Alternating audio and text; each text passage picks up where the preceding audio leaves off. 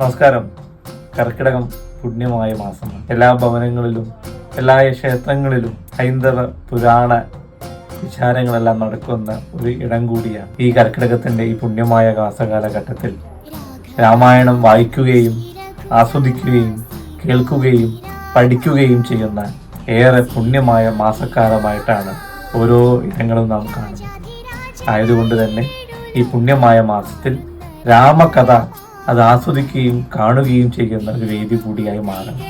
അതുകൊണ്ട് നിങ്ങളുടെ ക്ഷേത്രങ്ങളിലും നിങ്ങളുടെ പരിസര പ്രദേശങ്ങളിലും രാമായണവുമായി ബന്ധപ്പെട്ടിട്ടുള്ള പൊതുവേദികളെല്ലാം തന്നെ രാമന്റെ കഥ ഉൽപാവക്കൂത്തിലൂടെ സമ്പൂർണമായി അവതരിപ്പിക്കപ്പെടുകയാണ്. നിങ്ങൾ വേദി ഒരുക്കുക, രാമകഥ ആസ്വദിക്കുക, കേൾക്കുക, പുരാണ ഇതിഹാസങ്ങളെ പരിചയപ്പെടുക.